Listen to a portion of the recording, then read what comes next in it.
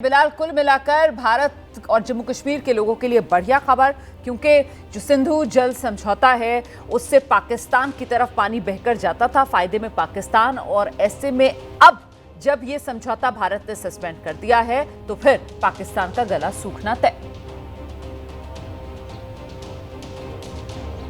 बिल्कुल रुमाना, देखिए जम्मू कश्मीर के न सिर्फ स्थानीय नेता बल्कि जो जम्मू कश्मीर के जो किसान हैं जो कि खेती पर निर्भर करते हैं, उनकी भी लंबे समय से यही मांग रही है कि जो भारत का पानी है वो पाकिस्तान क्यों जाए, तो वो साफ तौर पर जो है वो इसका भी विरोध करते रहे हैं। लेकिन इसके अलावा मैं आपको बता दूं कि मैं इस वक्त पहलगाम में हूं और पहलगाम में जो NIA की जाँच है वो जो है वो आगे बढ़ रही है। और NIA की जो जाँच है वो इस दिशा में आगे बढ़ रही है कि जो सरहद पार बैठे जो पाकिस्तानी आकाओं और लश्कर के हेडक्वार्टर में जो एक लार्जर कॉन्स्पिरेसी जो रची गई थी 22 तारीख को, उसको डिकोड करने के लिए NIA की टीम आज भी जो है वो अलग अलग जगहों पर पूछताछ करेगी। आपको बता दें रुमाना कि कल भी NIA और जम्मू कश्मीर पुलिस की टीम की तरफ से जो स्थानीय लोग हैं, यानी कि जो टूरिस्ट गाइड कह लें, ट्रैकिंग गाइड्स कह लें या फिर होटलियर्स कह लें और स्थानीय लोग कह लें, उनसे भी पूछताछ की गई है। लेकिन इनमें जो एक महत्वपूर्ण पहलू है कि जो टूरिस्ट गाइड्स होते हैं, ये टूरिस्ट गाइड बैसरन घाटी के ऊपर के जो घने जंगल हैं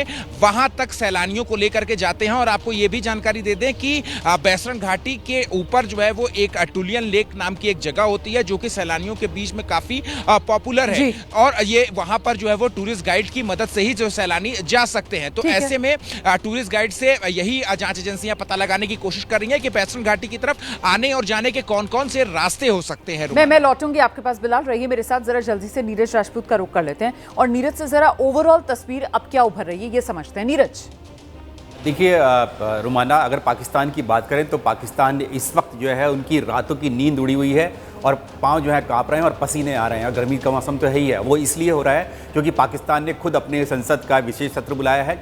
UNSC में, यानी कि संयुक्त राष्ट्र परिषद की बैठक बुलाई है। हालांकि वो खुद अस्थायी सदस्य है इस UNSC का, जो बनाया गया है टेम्परेरी तौर पर, तो उसने बुलाया है। इस भारत पाकिस्तान के संबंधों को जो भी तनाव आया है वो इसलिए क्योंकि पाकिस्तान को साफ लगता है कि कहीं ना कहीं भारत अब उसके ऊपर कोई बड़ी कार्रवाई कर सकता है। Diplomatic, digital strike, water strike के बाद जल संधि जो हमने रद्द की है उसको लेकर भी बिलबिला रहा है पाकिस्तान। तो इन सब को लेकर जो है पाकिस्तान में हालात ऐसे हो गए हैं कि अब सबकी नींद उड़ी हुई है।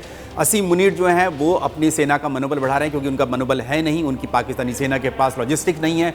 उनकी नौसेना इतनी आधी है, हमारे से आधी से भी कम है। और इसीलिए उन्होंने जो इस्लामिक कंट्री है टर्की, जो अपने आप को सऊदी अरब का अपना राइवल मानता है, उसकी जो नेवी का एक शिप जो है वो पहुंच गया है अरब सागर में, क्योंकि ऐसा लगता था पाकिस्तानी नौसेना को कि अगर कुछ हालात बिगड़े तो वो भारतीय नौसेना का मुकाबला नहीं कर पाएगी। तो ये सूरत हाल इस वक्त पाकिस्तान के, और पाकिस्तान के चारों तरफ घेराबंदी जो है पूरी कर ली गई है।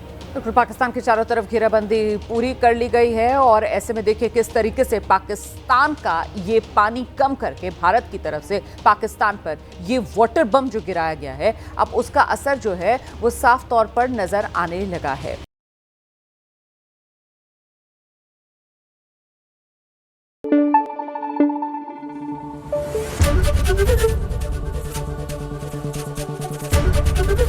ABP न्यूज आपको रखे आगे।